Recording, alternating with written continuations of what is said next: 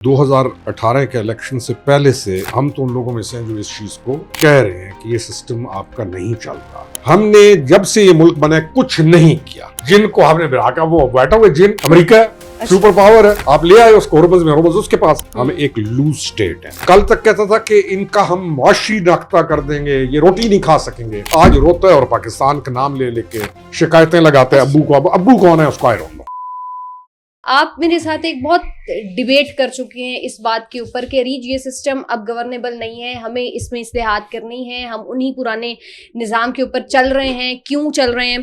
तो अब ये जो एडमिनिस्ट्रेटिव यूनिट्स की बात की है मोहसिन नकवी साहब ने कल, ये सिस्टम वो कहते हैं कि कोलैप्स कर गया है। आप समझते हैं कि वाकई अब ये सिस्टम कोलैप्स कर गया है? देखिए, अरे 2018 के इलेक्शन से पहले से हम तो उन लोगों में से हैं जो इस चीज को पॉलिटिकली बोल रहे हैं, कह रहे हैं कि ये सिस्टम आपका नहीं चल रहा। 2018 के इलेक्शन से पहले से हमारी ये कैंपेन हम जैसे लोगों की स्टार्ट थी। 2018 गुजर गया, 2024 आ गया, फिर आगे 4 साल गुजर चुके हैं।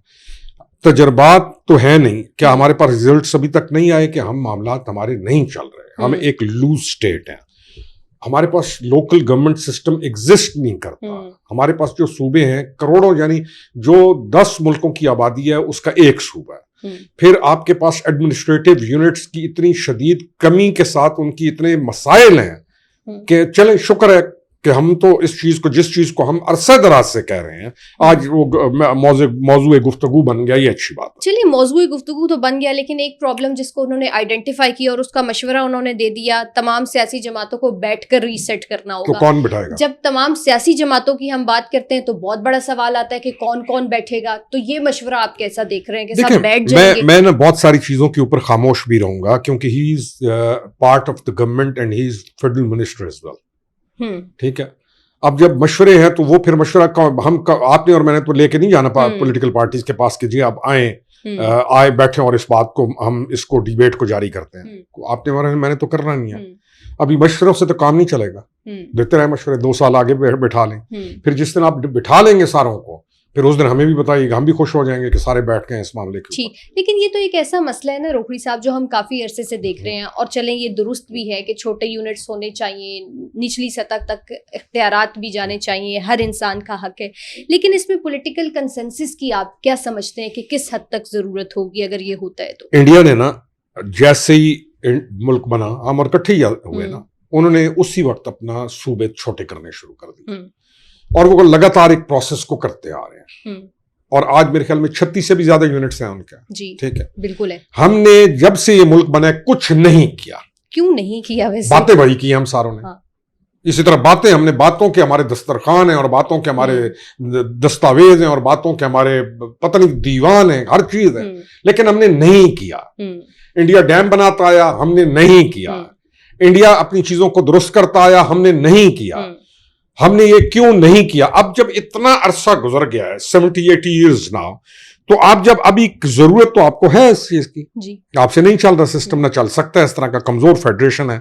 आपने 18वीं तरमीम पास की तो किसी और ने तो नहीं की ना, रीज इधर ही से तरमीम पास हुई ना, तो उसके बाद क्या नहीं उस वक्त कोई सोच रहा था कि तमाम पॉलिटिकल पार्टीज के हम फेडरेशन को या फेडरल को इतना कमजोर कर रहे हैं कि कल आने वाले दिनों के अंदर ये कैसे चलेगा।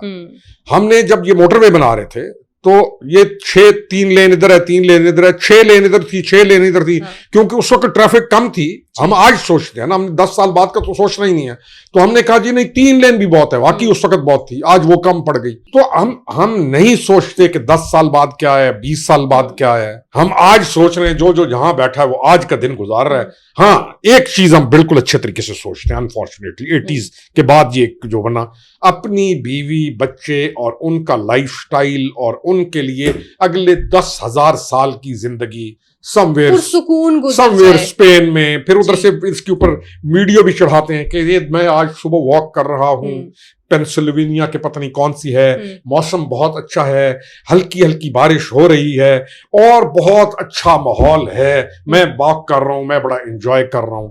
इन वॉक करने वाले, एंजॉय करने वाले, डबल शहरियत रखने वालों से कौन पूछेगा? हमारा को दुख एक है बहुत सारे दुख हैं। ठीक अच्छा है, वैसे आगे रोकड़ी चलें। साहब, ये हाँ। जो इतने सारे दुखों की आपने बात की, अगर ये दुख थोड़े से खुशी में तब्दील हो जाए तो वो कैसे? अमेंडमेंट के जरिए कैसे अमेंडमेंट के जरिए ही हो सकते हैं। नहीं, अमेंडमेंट लेकिन समय अमेंडमेंट्स के बहुत खिलाफ चले जाते हैं बहुत सारे लोग। देखिए हम, अच्छा चले, हमारे जैसे लोग जो अमेंडमेंट्स के शुरू से हक में हैं, हाँ। तो हमारी आवाज कौन सी कहां तक पहुंची? हम्म।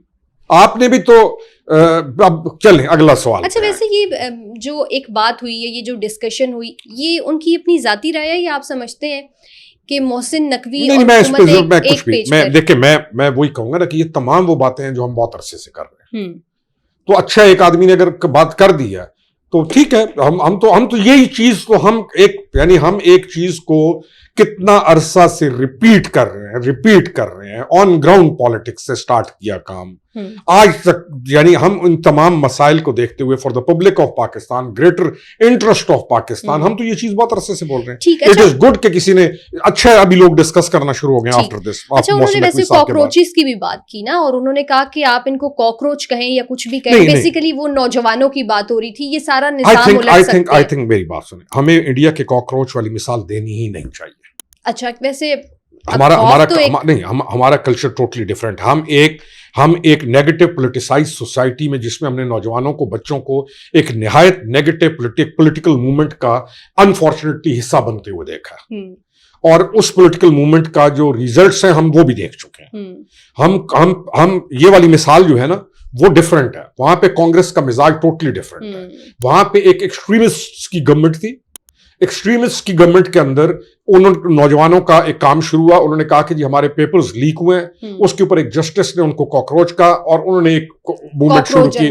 और जब आपके पास कोई कॉकरोच नहीं, आपके पास आज भी इस मुल्क के अंदर बावजूद इन हालात के स्लम्स में कोई नहीं रह रहा। आज भी रोडों के ऊपर माए बच्चे पैदा नहीं कर रहे। आज भी उधर इंडिया के अंदर रोड के ऊपर, फुटपाथ के ऊपर बंदा पैदा होता है, फुटपाथ के ऊपर मर जाता है। आपका मुल्क इस मामले, हम ये ना कहें, हमें ये जरूर कहना चाहिए कि इन लोगों का ये हक है। हमारे ना लोग कॉकरोच हैं, ना हम अपने बच्चों को कॉकरोच के, जिसको शौक है वो भारत के कॉन्टेक्स्ट में कह रहे हो। I will never say this.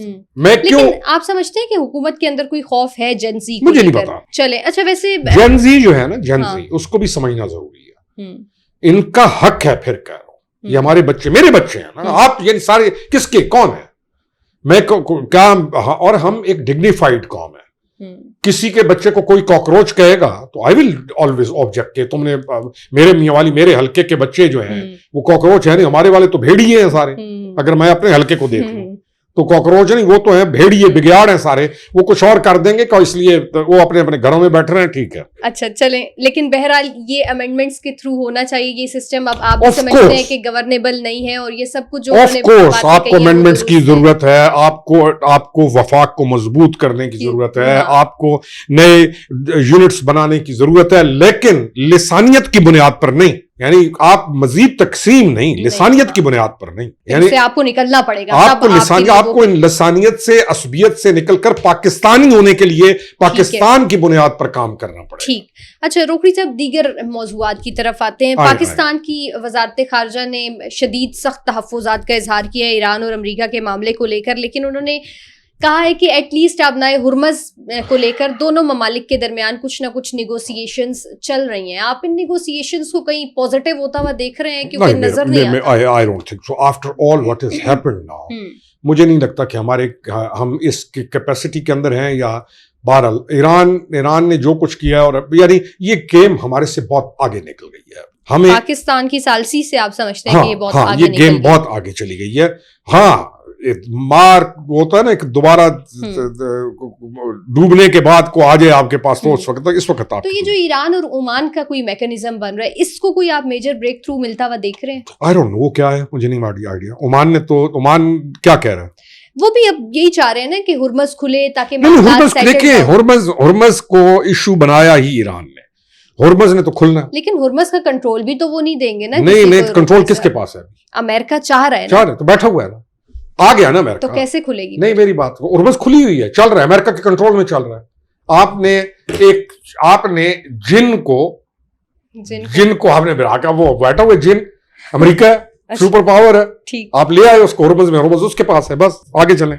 अच्छा, अब ये जंग आपको रुकती हुई वैसे कहीं नजर आ रही है कि आप नहीं। एस्केलेशन वाला ही मामला देख नहीं, रहे हैं, नहीं, डी एस्केलेट होता हुआ आप नहीं नहीं, देख अभी रहे? नहीं नजर आती। तो फिर अभी ये तो तो एक्सट्रीम। अभी तो ये लगता है कि कहीं कुछ ज्यादा तेज न कर दें। अच्छा, तो ईरान कह रहे हैं कि अमेरिका को अब जो तबाहकुन नताइज हैं वो भुगतना होंगे। ये तो ईरान हाइडर जंग, इन डायलॉगों से बाज आ जाता तो काम ठीक हो जाता। चले आगे। अच्छा रोखड़ी साहब, अब भारत पे चले, थोड़ी हाँ। सी बात कर लेते हैं। भारत के अंदर से ये आवाजें उठी हैं कि जी ये जो हमारी जेंजी बाहर निकली थी, इनको पाकिस्तान की तरफ से सपोर्ट हासिल थी, और वो फिर हमने मुख्तलिफ नारे भी सुने। अब वो क्या मदद चाह रहे हैं? जो इस वक्त भारत के अंदर हुकूमत है, वो क्या जेंजी से कोई सपोर्ट ले रहे हैं कि जिस तरह से हम सियासत करते आए हैं आप उसमें हमारी मदद करें? देखिए, आरएसएस जो है वो अपने ऐन नजरियात के मुताबिक वो अंध भगत, उसने जो कहा ना इनको, राहुल ने, उसने कहा ये अंध भगत हैं, ये अंधे अंधे भगत हैं। इनको कोई ये नहीं मालूम कि मामला दुरुस्त क्या है, गलत क्या है, दलील क्या है, बुरहान क्या है, तराजू कहाँ पे। वो कहते हैं ये अंध भगत है। अब उसने डिवाइड कर दिया राहुल की इस स्टेटमेंट ने अंध भगतों को और रेस्ट ऑफ द इंडिया को। हाँ। अब इसके अंदर सिर्फ जेनजी नहीं है, दीगर और इसके अंदर वो तमाम लोग हैं जो अंध भगत नहीं है।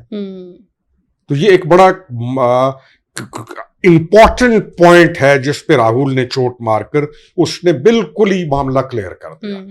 नजर ये आ रहा है कि कांग्रेस दोबारा पोजीशन अपनी गेन कर रही है। अब क्योंकि ये एक एक्सट्रीमिस्ट पार्टी है, तो ये कोई भी जो पोजीशन पॉलिटिकली गेन कर रहा होगा, ये कहेंगे पाकिस्तान है इसके पीछे आईएसआई है। इसकी क्या वजह है वैसे रोखड़ी साहब? इसकी वजह यह है कि मोदी घुटनों पे गिर गया। बस आपने उसकी ये यानी उसके रोने कराने इल्जाम तराशी, आप समझें कि यानी कल तक जो कहता था कि ये हम इनका खाएंगे कैसे, आप सोचिए ना, कुछ दिनों के अंदर कल तक कहता था कि इनका हम मुआशी नाख्ता कर देंगे, ये रोटी नहीं खा सकेंगे।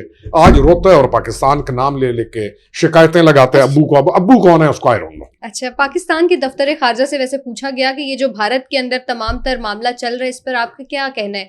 तो पाकिस्तान की तरफ से तो ये रिस्पॉन्स किया कि वो भारत का अपना मैटर है, इस हवाले से भारत के जो भी इंटरनल इश्यूज हैं भारत उसको खुद देखे। बहुत अच्छा लेकिन इस वक्त हम यही देखते हैं कि भारत के अंदर से बड़ी आवाजें उठ रही हैं कि जो इलेक्शन हुआ है कश्मीर के अंदर, हम उसको नहीं मानते, हम इनके साथ बैठने को तैयार नहीं, हम इनकी गवर्नमेंट को नहीं मानते। आरएसएस उनका क्यों इतना इंटरफेयर? आरएसएस और अंधे भक्तों का नजरिया पूरी दुनिया को क्लियर हो गया। पूरी दुनिया में इन्होंने जो एक शाइनिंग इंडिया के नाम के ऊपर अपने आप को एक मॉडरेट कौम दिखाने की कोशिश की थी, वो क्लियर हो गया कि ये कितना बड़ा थ्रेट है ह्यूमैनिटी के लिए। चलें, कश्मीर के अंदर दूसरा मरहला जो है वो 2 अगस्त को होगा और तीसरा 10 अगस्त को होगा। क्या देख रहे हैं आप पोजीशन पाकिस्तान मुस्लिम लीग नून की अभी भी स्ट्रॉन्ग? देखिए, अभी तक तो नून पोजीशन गेन कर गई है ना, सामने ऐसा 13 में से 9 नशिस्तें। तो अगला जो इलेक्शन है वो क्या होता है, आई डोंट नो। अच्छा, बिलावल उस पे बड़े वो वैसे तहफ्फुजात हम देख रहे हैं कि वो बाकायदा तौर के ऊपर कह रहे हैं कि मैं तो पूरी इन्वेस्टिगेशन कराऊंगा अगर मेरे वोट लिए गए। कराना चाहिए, तो he is head of the party, chairman है अपनी पार्टी का, उसने मेहनत की है, उसको अगर वो मुस्बित रहते हुए इन्वेस्टिगेशन कराना चाहते हैं करानी चाहिए, क्यों नहीं करानी चाहिए? पाकिस्तान पीपल्स पार्टी के हिस्से में फिर भी ज्यादा तो नशिस्तें नहीं आएंगी ना, नून लीग ही जीत जाएगी वहां पे। नहीं, ये मेरी बात में देखिए, एक आदमी कह रहा है मेरे ये ग्रीवियंसेस हैं, वो एक पार्टी का चेयरमैन है। लेकिन ये तो रोकड़ी साहब हमेशा से हमने नहीं, मेरी बात सुनो, मैं ना आपने फैसला करना है ना मैंने करना। हम कौन है? हम तो एक अपना तजिया दे सकते हैं ना। मैं ये कह रहा हूं कि ग्रीवियंसेस उसके हैं तो उसके ग्रीवियंसेस को सुनना चाहिए बस। लेकिन हमने तो हमेशा यही देखा है कि जब ये इलेक्शन होते हैं फिर नताइज आते हैं तो जो पार्टी हार जाती है वो यही ये तो पाकिस्तान का कल्चर है। ठीक, बहुत शुक्रिया रोकड़ी साहब आपका। आप लोगों से मुलाकात होगी नेक्स्ट पॉडकास्ट में। अपना ख्याल रखिए। अल्लाह हाफिज।